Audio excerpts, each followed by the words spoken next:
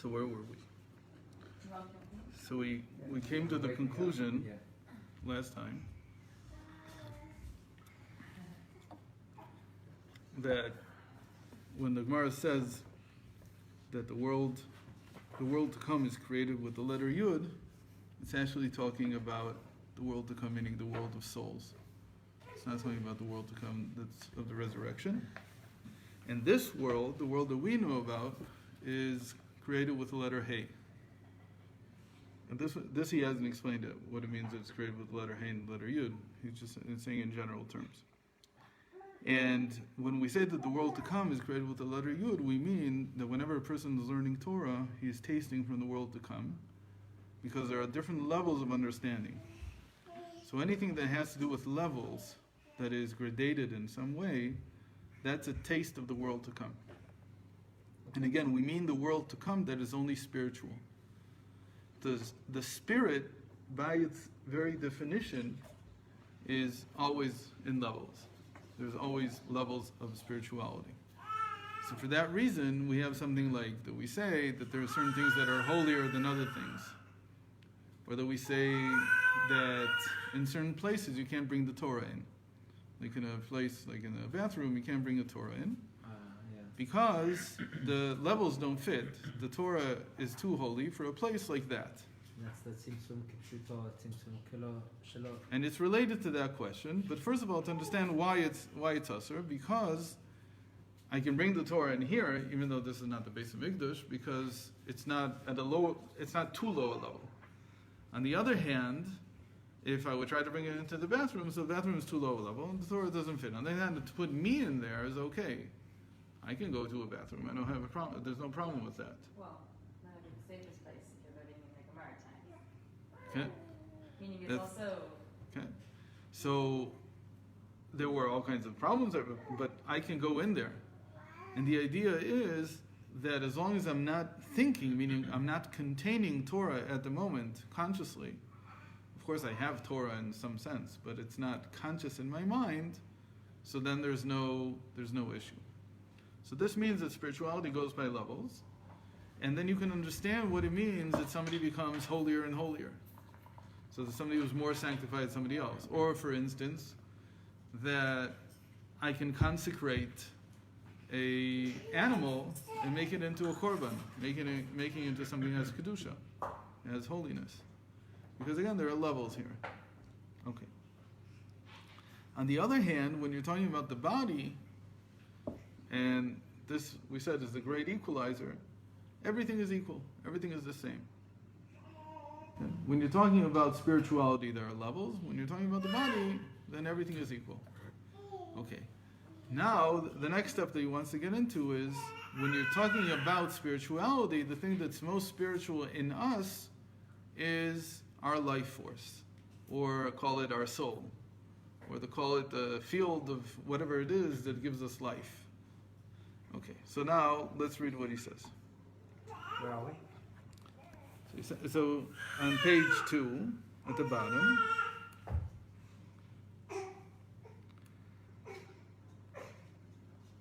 that the third line from the bottom, that Hashem gives life in two different manners, two different ways. One of them is,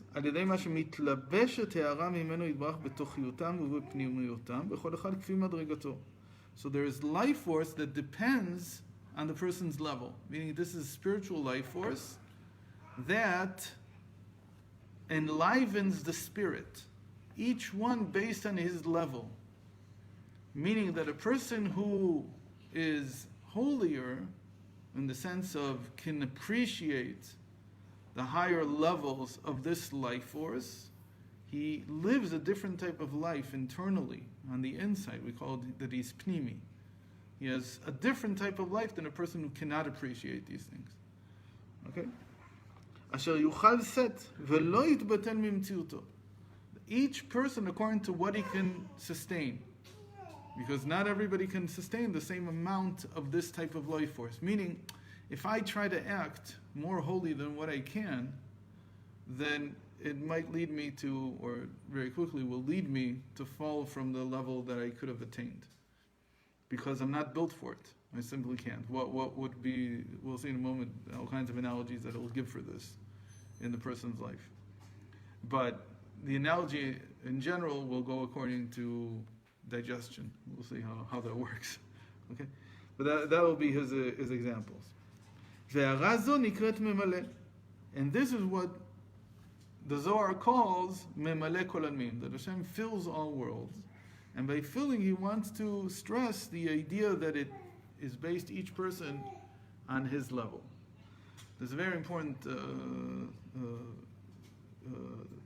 piece in the Rishimos from the Rebbe that he explains how it could be that on the one hand, we're all different when it comes to our ability to internalize, and yet on the other hand, we're all expected to do the same things. Because you might say, well, I would expect the person to be responsible for what he can understand. I would say, if you don't understand it, let's say there's a child is 13. Some 13-year-olds are smarter than some are less.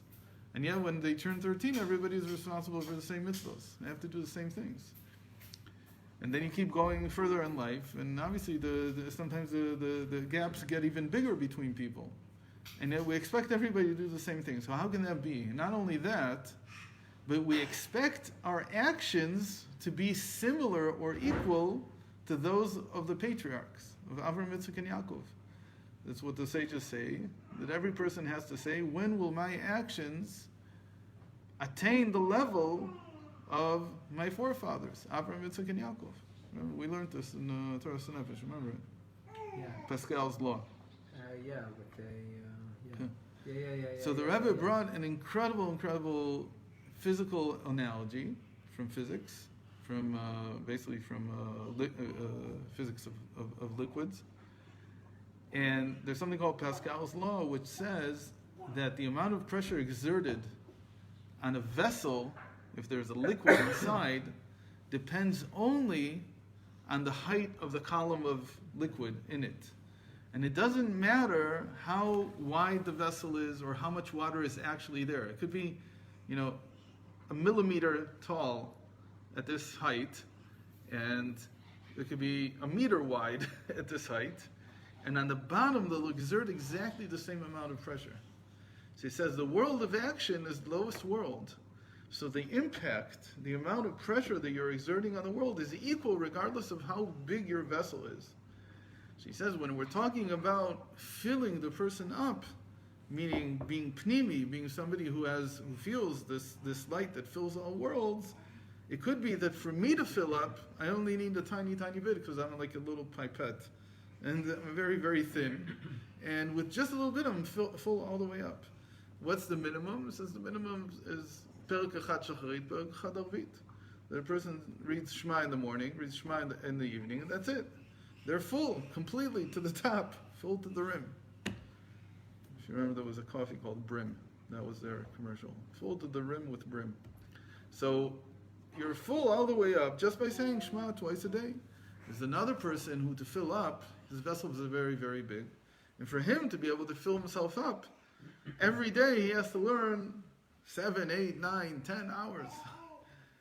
And he has to think deeply about and then he fills up all the way. And then his actions can attain the same impact as a person who has a thin vessel, as it were.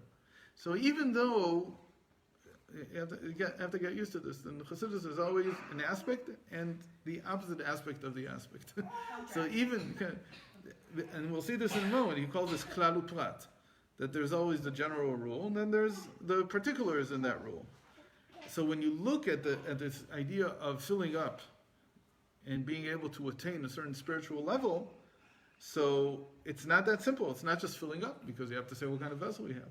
But it turns out that regardless of what the vessel looks like, in the end, the impact is only dependent on how much you filled it up. If you filled it to what height. Okay, so it's an incredible thing. And it's basically, in Kabbalah, this is called the kav and the chut. That there's a line, which is what you fill up, but there's also a chut inside. And the chut inside is something that equalizes again. It again makes everything equal. So this is saying, like, even though everybody has to fill themselves up, the moment that you attain the same height, you have the same impact. So even though you would expect, there are differences because the vessels look different. To fill each person up, you need something different. Repeat what you just said about impact. It says, when my actions attain the level of my forefathers' actions, means you can't say, he says it doesn't make sense that you would say that I would be able to do what Avram did because I don't have the same gifts and talents that he had. But with the gifts and talents that I have, that I was given from Hashem, by divine providence, I can have as much impact. When you talk about impact, I think about the Baal Shem Tov and the simple person. Yeah, and how much impact he gave to the simple person who had that narrow. Very narrow. But it reaches all the way to the top. And that's like saying that all the souls were taking from the same place, meaning in their height they're all the same. Except that some are wider and some are thinner, some are more sustainable, they can sustain. Impact. So when we talk about impact, we're talking about how much your life can be important in the sense of changing the part of the world that belongs to you. Is it not better to be a simple person? So, Yeah. Well, you don't get to choose. you don't get to That's choose. your creed. Although you can probably expand your vessel over time, but the height is the same. It's called Av Echad Lekulana, that all the souls have one father. And by the fact that they have one father, really what it's saying is that they all come from Michzav Neshamot, what by the Goyim they would call a totem. Okay. It's comes up in. I wonder if we've covered this yet in our chapter. Avachad lekulam. Av Echad Lekulana. We haven't said that yet. At least. In Gemara Sanhedrin, it talks about. Okay. It talks about it in that one shouldn't say that your father's a tzaddik, and if my father would be a tzaddik, so I would be a tzaddik. But my father's a rasha. What am I going to do about it? It's avachad lekulam. Yeah. But it's not pashut, that Gemara. It actually took us a long time in my chavruta learning to figure out that, and I'm still not even sure because Rashi, that wasn't clear over there where I wasn't clear on the Rashi that it means Adam Harishon is the avachad lekulam, and no one can say that one's father is better than. I'm not sure if I think it's referring to Adam Harishon. Right. Yeah, so even if it's Adam Rishon, for us it's Yaakov, who's like Adam Rishon. And all the souls come from him. Okay. So now he says, Dainu k'ma'amar Hazal, why is it called filling? Because just as the soul fills the body, so the Almighty fills the world. So say Chazal, Man shama memale et haguf, Av HaKadosh Baruch Hu memale et kol ha'olam kulo. וכמו שאור וגילוי חיות הנפש בגוף יש במדרגות רבות. So now he begins the anatomy lesson. And in the anatomy lesson, you have to understand this, how they see things. So a modern person doesn't see things this way. Our picture of, well, I don't know if we have a picture of how life force works in the body. We don't, I'm not sure that we really have a picture like that because the whole concept of life force is not exactly part of the medical lingo. I don't think people talk about that. So I think we've lost the ability to fully comprehend this analogy without some introductions. So the idea there is that life force begins somewhere and it expands. It fills up the body from that place in which it begins. Meaning, it's called itpashtut. And itpashtut means that in some way it's passing from a central point to enliven and to give life to the rest. We have a little bit of that picture in the bloodstream, a little bit. But even there it's not like that because we don't really think of the heart as giving life. We think of the heart as a pump that's moving the blood through the body. We don't think it really begins in the heart. The heart is just a way station. It's just a pump. It's something along the way. So we don't we don't really have any such picture, and in fact, it goes much, much deeper than that. After we lost the picture in the body, we also lost it in the physical world, meaning we have no center to the universe. This was one of the biggest arguments that's been going on for the last 800 years. Actually, it started with Plato and Aristotle, but really it became much stronger in the Middle Ages, whether the universe has a center or not. Okay? And to have a center, it would mean that space is somehow aligned around the center point. So one of the final word in our generation is Einstein. And Einstein's whole theory is based on the notion that there can't be a center point. I mean, that's his axiom. That's how he starts. He didn't start from talking about the speed of light. He started from the question of, can one observer be more privileged than another observer? Meaning, is it possible that somebody has the absolute take on what's going on? And he said, no, you can't. Everything is relative. That's why it's called relativity. Because it's relative to the observer, and no one observer has a more privileged point of view to be able to say what's the correct order of events that happened in the universe. So all the observers have to have an equal say. So if I say that event A happened before event B, I have to find a way to make that work with somebody else who, from his point of view, saw event B happen before event A. And how could that be? So he came up with the incredible idea that light has a finite speed, and that is what causes observers to see a different sequence of events. Because if you're very far away from the event, from event B, but you're very close to A, so even if B happened before A, you'll still see A happening before B, because you're very close to A, and light from B takes a long time to reach you. That was one part of it. The other part of it was to say that not only is light, not only does light have a finite speed, but it also is always the same, regardless of how you're traveling. So if I'm traveling the speed of light and I shine a flashlight, the light coming out of the flashlight is not going to travel twice the speed of light. It's still going to travel at the speed of light. And that's something that you have to play around with in your mind, so you wrap your head around it, but you see that that's a necessity of his keeping everything relative. Because if he doesn't do that, then there do become more privileged observers than others. And you just have to go through. What? But how can that be if you're traveling at the speed of light, that a flashlight can't be double the speed of light? That's the crazy stipulation of the relative. Light. It's not just So nothing is fine, faster, what but happens if it's the always speed the of light is same. going the speed of light. Right. So it's still Why isn't it double the speed of light? Right. That's the paradox in it. Okay. And it's a necessary paradox to keep the world equal, politically correct. Is basically what. So it's not a joke. A lot of the culture that we have today came out of a reading of relativity. Meaning, it's hard to say what the chicken and what the egg was, because why did Einstein decide that everybody had to be equal? Why didn't he say there's a privileged observer? You need this basic element of the Torah that But that doesn't mean the same thing. Here we're saying the opposite.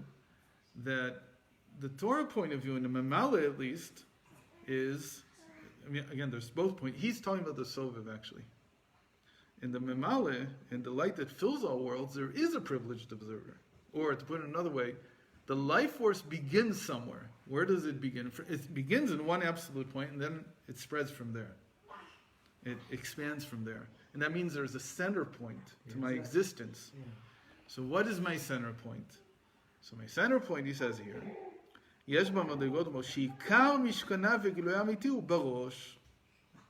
so first of all, this life force enters the head, the mind. And from the mind, it begins to spread. So in Tanya, in chapter 2, he says the same thing about the creation, the conception of a fetus. That what is born first, or what is created first, the first thing that's created, is the point of the mind. And from the point of the mind, it begins to expand into a whole body, into everything comes in, and until in the end you come to the least important parts, or the least privileged parts of the body, and there's a hierarchy here, and those are the nails, the fingernails, and the hair, that those are the last things that are created. So memale, by its very definition, it presupposes a hierarchy. So for instance, when we say today that Yerushalayim is the center of the world, so comes somebody and says, but that's ridiculous. Why would it be the center of the world? You can turn the world any way you want and put the center wherever you want. That's a beautiful example of why the globe being a sphere shows you that when you talk about the Sovev, there really is no center, there is no privileged place. Everything is the same. That's why we call it the great equalizer. Because you can't really come from the point of view of the Sovev, of the surrounding light, and come and say there's something more important than something else. It's all equal. Everything is the same. But when you talk about the filling light, and the filling light, there's hierarchy. And so there is a first point that receives the life force, and it does spread from there and on. So when we come in and we try to explain today to the world, look, Yerushalayim is the center of the world, and the world doesn't know what we're talking about, it's very understandable, because the world is looking at the world from the point of view of the Sovev. And that's what, and that's this world. And even more, what he's saying is that this world is the Hay, is the Sovev. The world to come, the world we're talking about, and that we're tapping into by learning Torah, is the world of the Mamale. In the world of the Mamale, there Hashem has created the world from center point called Yerushalayim. But if you're not tapping into that higher world, or that spiritual world, so you would have no concept like that, and it would make no sense. So it's very important to know that whenever we talk about hierarchy, because this is the world of mitzvah, this is the physical world where everything is equal. Right, everything is equal. Everything is. Everybody's equal. And even the layers, or the dargot, the various levels that they can cancel be out. defined over here, they're really not really considered when you're talking about the distance from the spiritual realm, that their origin is. So when somebody comes and says, "Oh, this is very holy," I remember that when I first came back from Israel I was in a high school, public high school. I was frum, but to say that I knew what it meant to be frum, apart from doing mitzvahs, I didn't know anything. And the first year, I think it was between when I was between my sophomore and junior year, so I was 14 or 15. And that was the first year that I met somebody in Eretz Yisrael when I went for the summer vacation, who taught me, I think the first thing I learned was Ishbitz. And it was with a very famous man who already passed away. His name was Andre Haidu. You probably heard of him. He was Aaron Razel's mentor. He mamish taught him how to compose.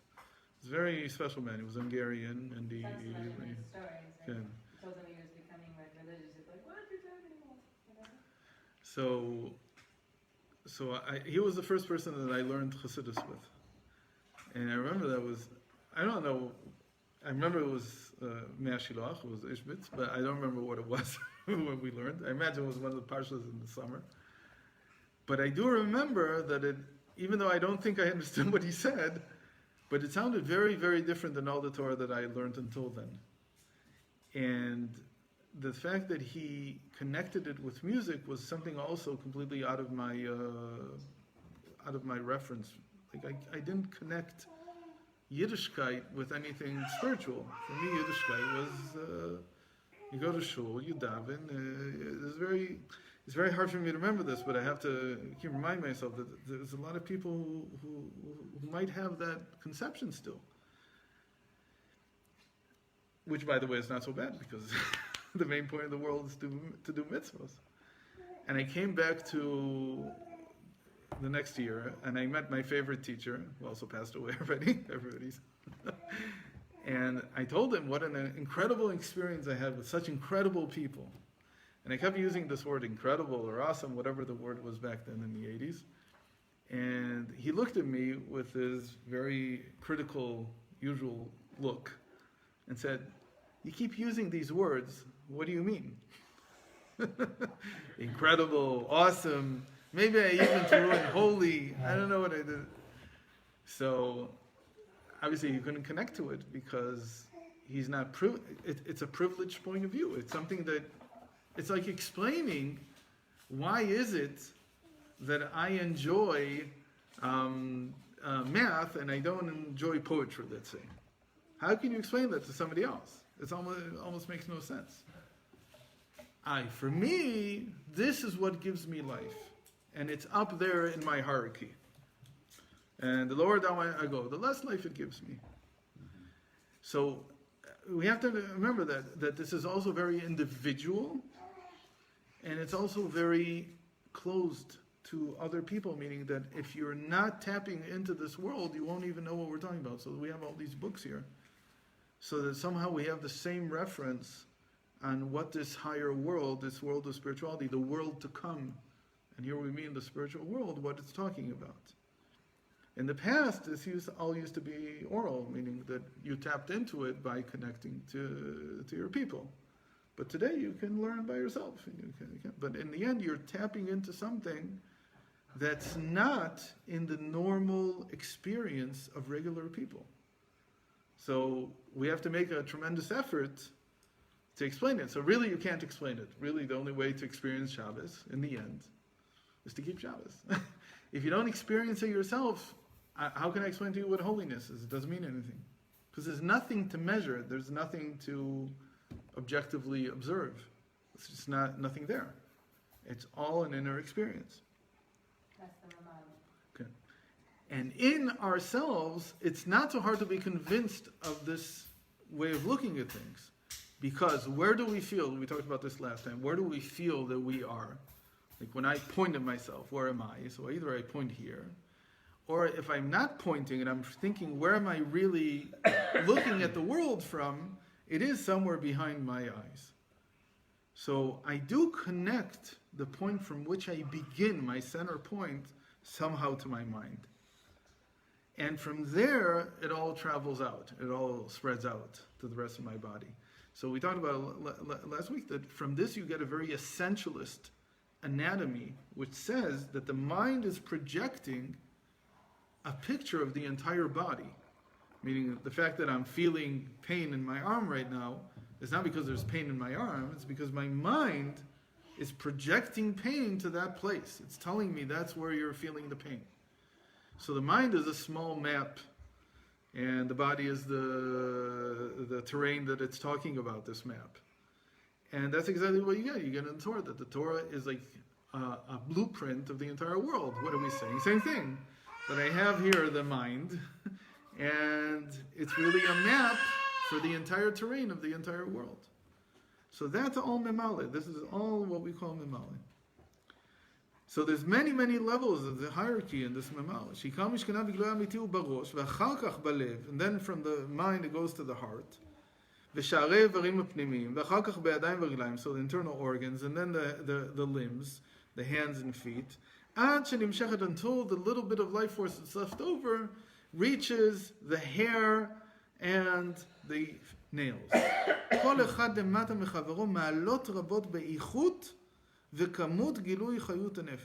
Each one in this hierarchy, as you go further and further down, has less quality of life and less intensity of life, meaning it's less amount. And it just keeps going down. In the same way as in the rest of the world. This is called from my body I learn how the world is. And this is one of the biggest losses that the modern world has. That it no longer trusts the intuition. Which is true. I mean, you got to worry about your intuition, because if your intuition says one thing and there's no justification for it in the rest of the world, so you begin to distrust your intuition. And it's true. Like we believed for a long time Yerushalayim is the center of the world. It had to be. So in the time of the Babylonians, it was very simple. We talked about the Babylonian picture of the universe.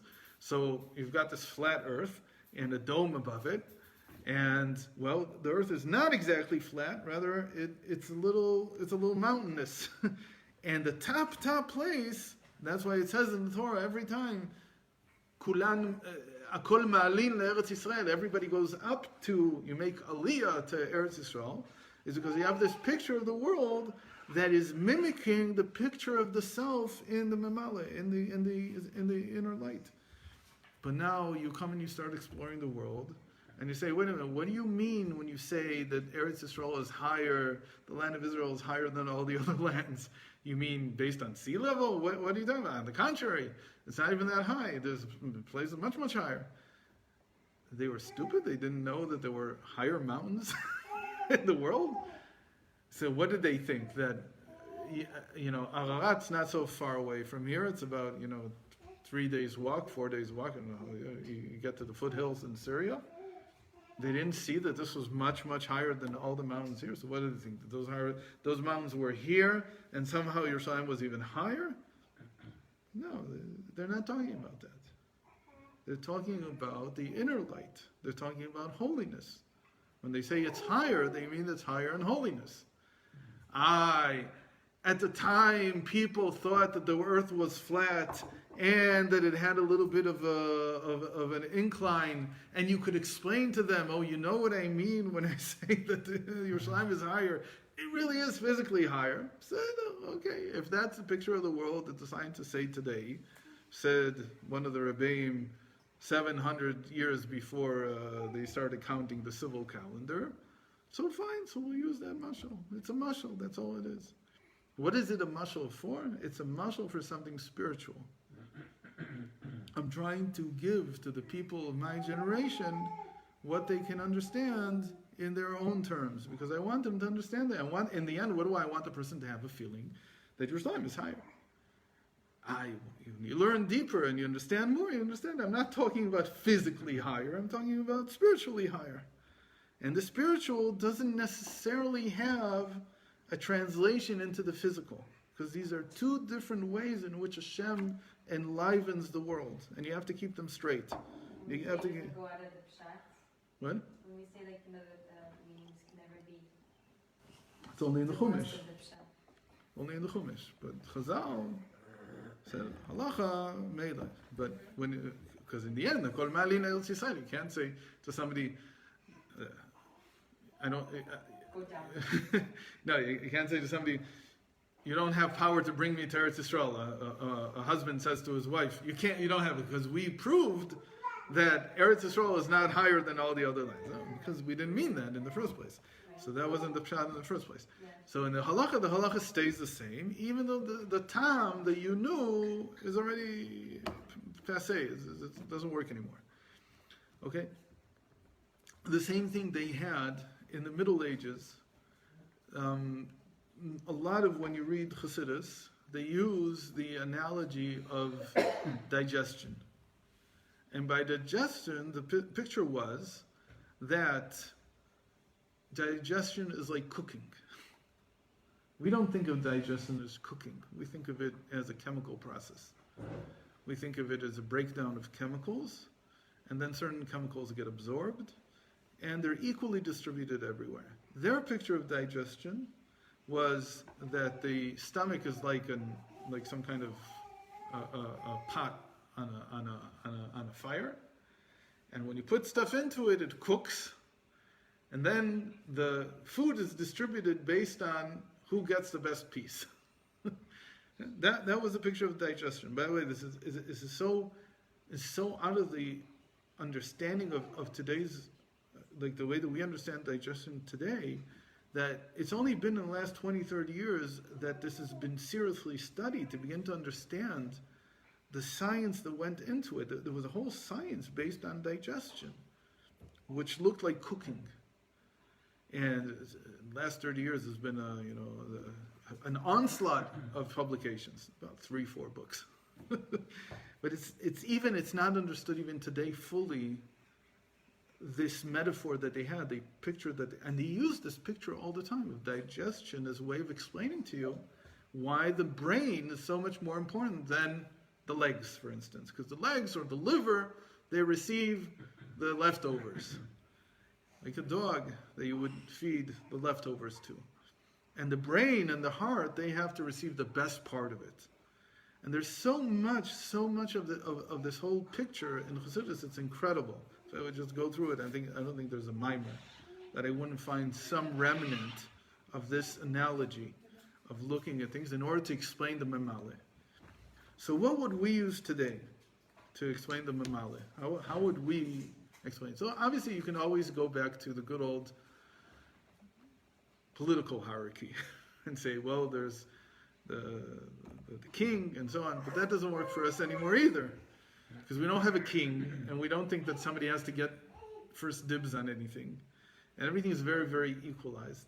So where do we get hierarchy from? So really, I think that what's emerging as a way to understand this is, call it the use of information today.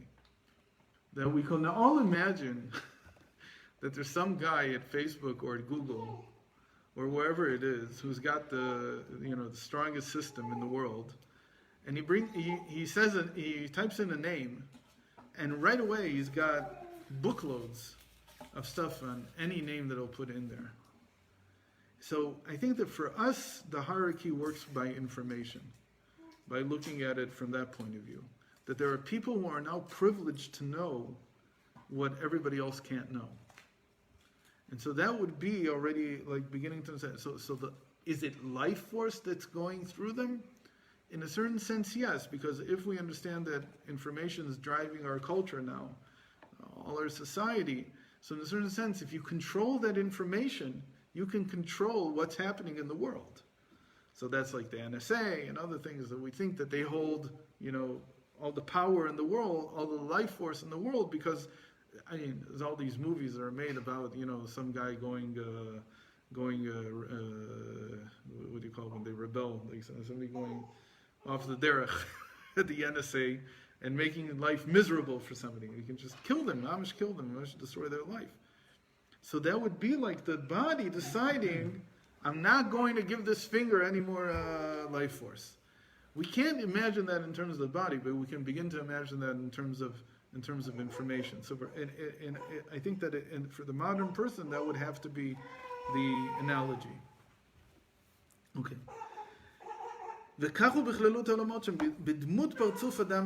And all the worlds are also, when we look at it from the point of view of Memaleh, they function the same way in this filling light.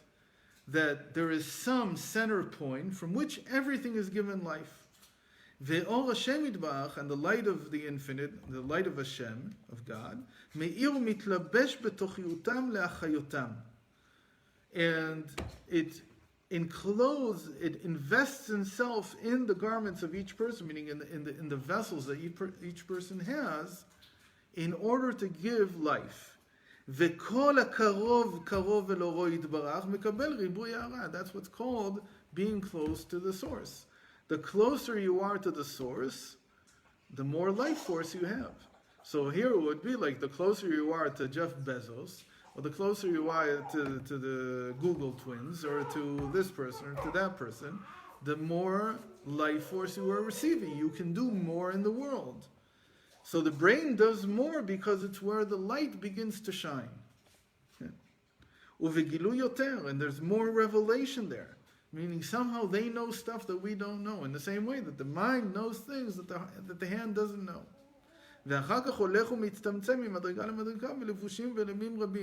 And then it goes and it dissipates as it goes lower and lower. And there's less and less life there, less and less light. But here the idea here is that it's not who you know, but rather what you can sustain. So when it comes to a connection to Hashem, this is where the big difference is. That when you're talking about society, so we know that society works on connections. And who are you connected to? Protektia, as we call it in Israel. Who do you know? And when it comes to Hashem, the understanding is that it's based on how much capacity do you have. And it's not based on how well do you know Him, whether you paid Him some sum to get you in the door, or anything like that. It's very, again, democratic in the sense that anybody could be very close to the source. But it would depend on that anybody having the capacity to handle the light and the life that comes from the source. So let's take an incredible example. This is really shocking when you see it. That there are people who are born without fingers on their hands. So what do? Normally, the fingers and of the feet, the toes, are not very adept at anything. There's very little, we would call it life and knowledge and life in them.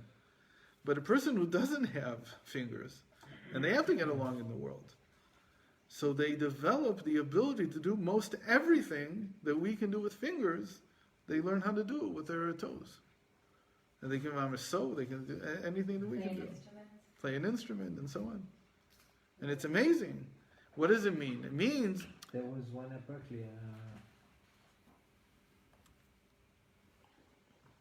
So it means that the toes that originally had very little capacity for the light and the life that was coming from the mind, they suddenly become tremendous conduits or vessels for that energy.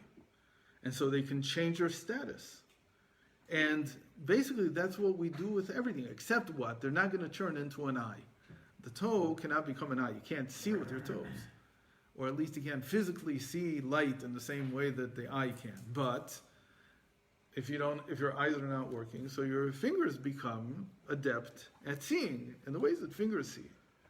Obviously, they don't have the capacity to physically see, but they have the capacity to sense through touch. So this thing means that if the vessel changes, the amount of light and life that comes into it changes also. So that's why we have this idea of a meritocracy in Yiddishkeit, that the great people they don't inherit their greatness.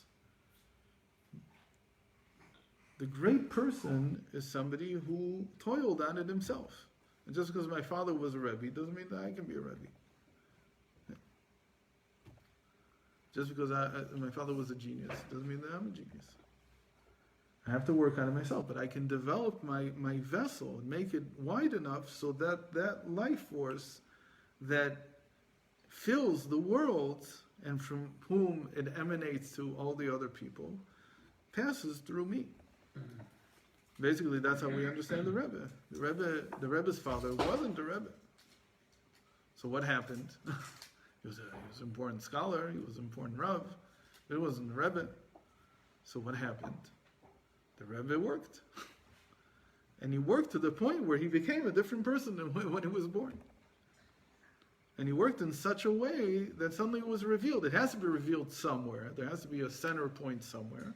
That's also what he explains in chapter 2 of the Tanya. He gives us all these parables in order to explain this. And so there is somebody through whom the light and the life are distributed further on to other people. And it depends on the vessel.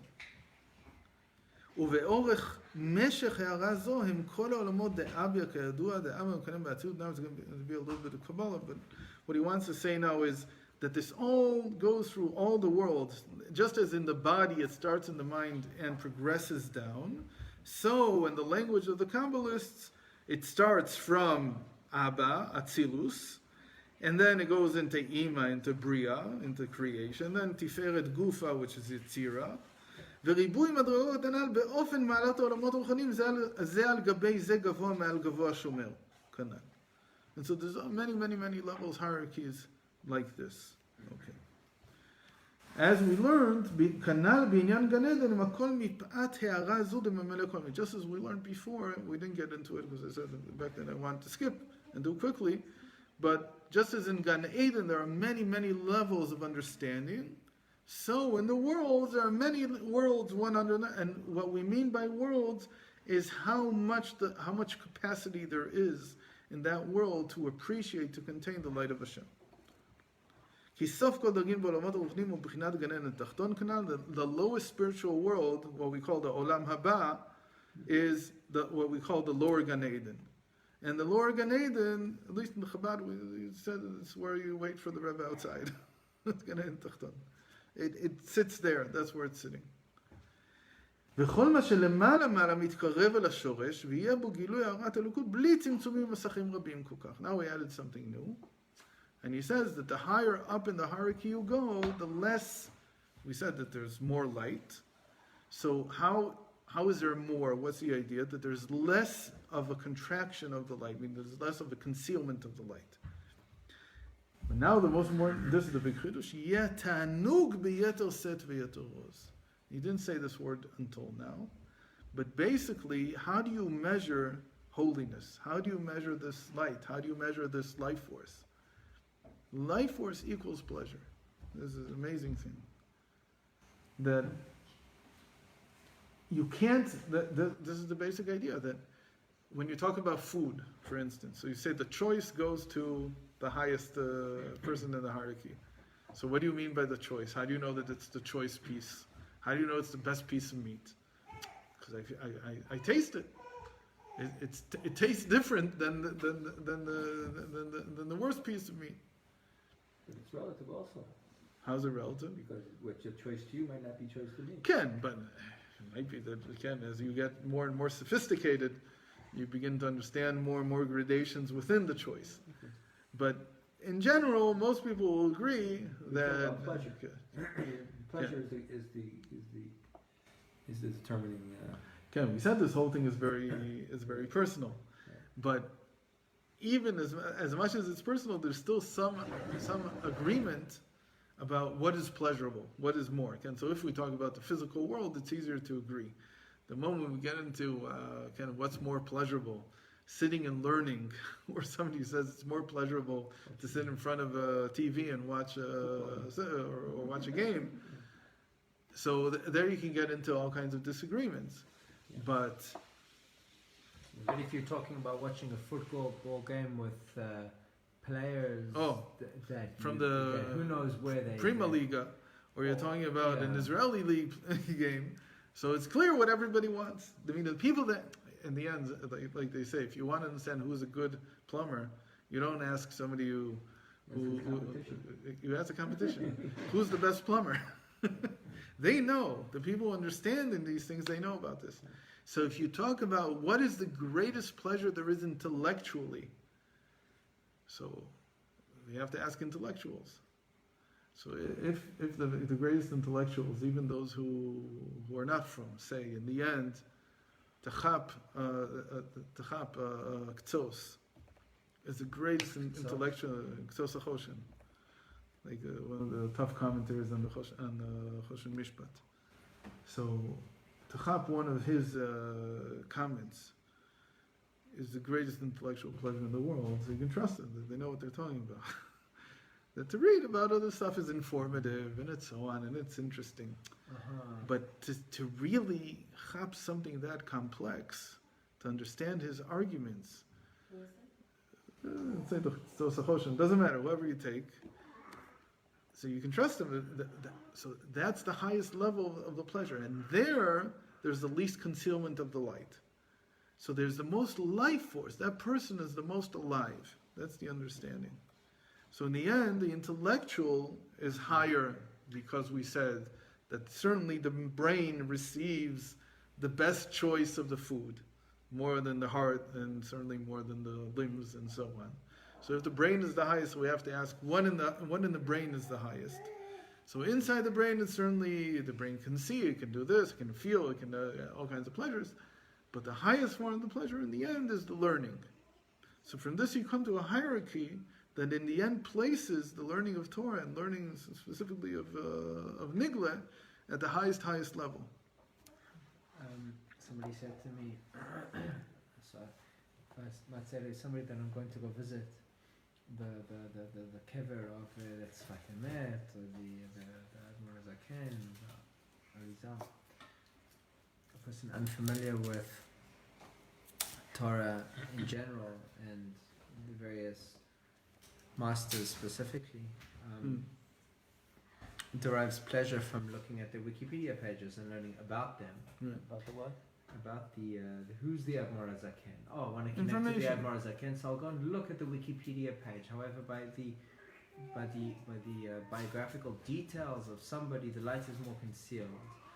By chapping their life force itself, which comes through their Torah, the light is less revealed, and therefore it's ultimately ta'anug.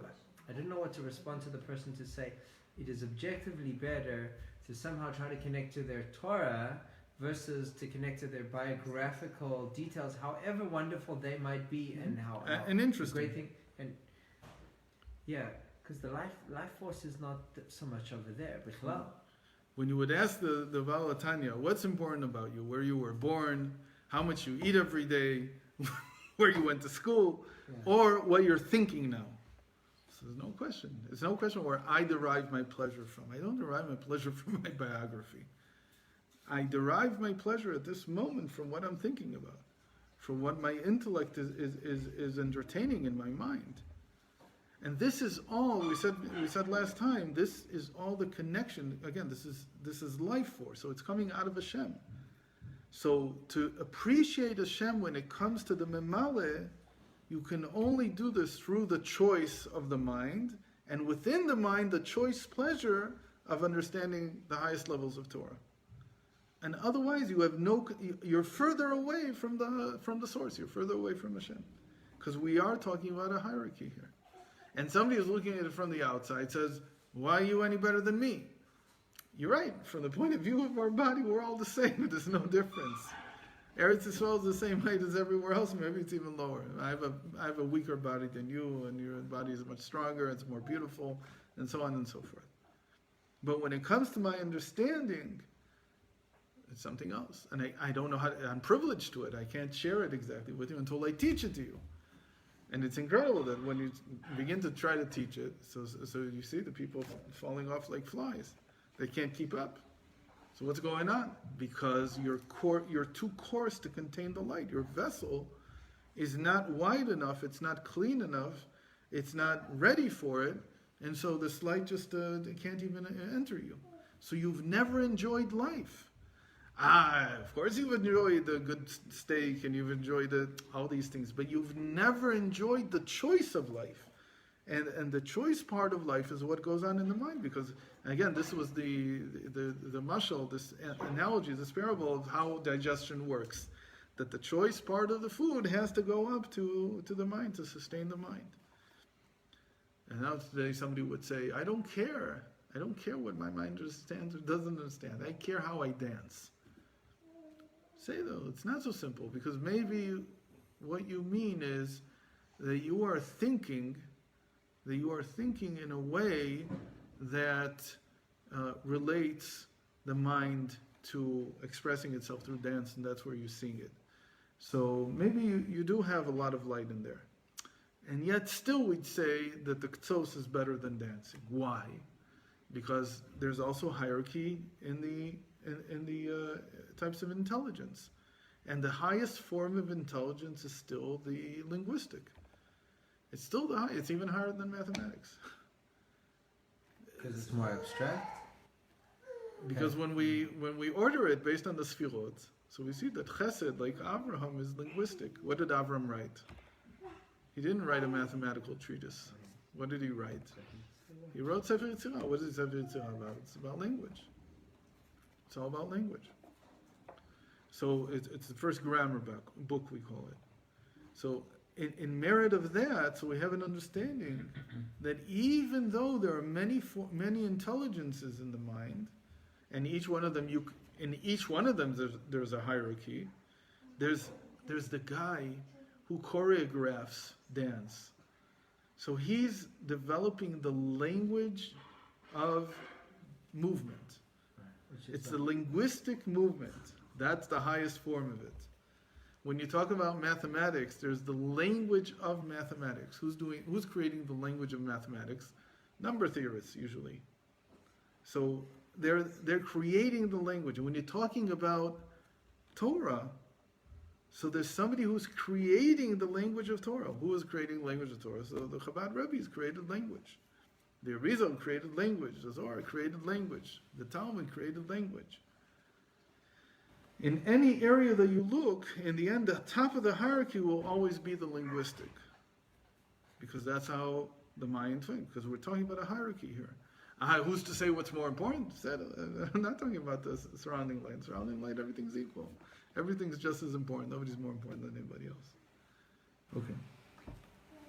So this all relates to pleasure, and that's the big novelty here. The higher up you go in the hierarchy, the more pleasure you receive from whatever you're doing there. Because what is pleasure if not the revelation, the direct revelation of Hashem's light? And so the light in every part of the body, whether it be the brain, the mind, or whether it be in the hand, or whether it be anywhere else, the more light is being revealed, the more pleasure there is. And so an artist who is able to use his hands and his eyes in a way that other people can't, so he's deriving tremendous pleasure from tapping into that level of light. He's trying to become the best he can in his particular hierarchy. Okay? שבהשגת השכלה יבוא התענוג בהכרח, שכך הוא גם למעלה. And the same is all the same also above. לפי שהחוכמה וההשגה נמשכים ממקור התענוגים, עתיקא דעתיקין כדכתיב כי עמך מקור חיים. Okay, so that's basically the same as it is here below, so it is above. That they are also the source of all of Hashem's light, called the inner light, the light that fills all worlds, is called Atika Da'atikin, the Atik, and Atik is in Chassidus called pleasure. So how they prove this, because it's called the Kimcha Mikol Chaim, that with you is the source of life, and what we mean here by life is life that's experienced, meaning that it's internalized. This is all the experience of life force that's called the light that fills all worlds. The next time what we'll see is that there's also the other type of light. The other type of light is not experienced. That's also why it's equal by everybody, because nobody experiences it more or less. In fact, nobody Pashut experiences it. We just know it's there because otherwise this wouldn't exist. Meaning, if it would depend, if my life, my physical being, my hands would depend on how much my hands understood, how much light they had in them in terms of the hierarchy, so they wouldn't last. Every time I'd go to sleep and I wouldn't use them, they would disintegrate. So there must be something else also holding the world together. The table is just as real as I am, and the table doesn't get anything. It has no pleasure, or almost none. Because in the highest up it can go in the hierarchy of understanding is nowhere. And yet it exists. So, okay.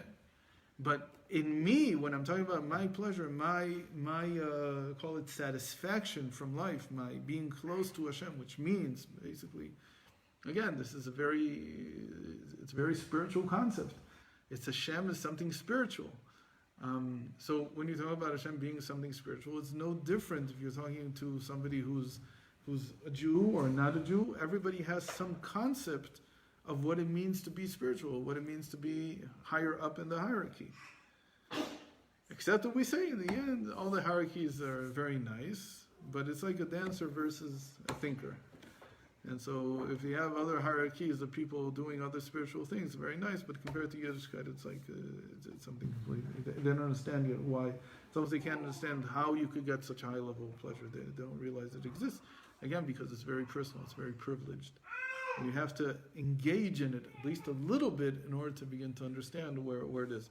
So one of the things that trying to teach non-Jews Torah is basically trying to open them up to a level of intellectual satisfaction that they simply have never engaged in, and you can't get it without, in a certain sense, you have to learn Gemara, you have to learn the halacha, you have to see that, you have to learn the Zohar, you have to learn how to learn. Okay, and then you feel the geshmak. And why is it called geshmak? Geshmak means pleasure. You teach the guy in geshmak. Okay, it's basically to give the world pleasure. And you'll see that there's a tremendous amount of pleasure here. It's just that, okay.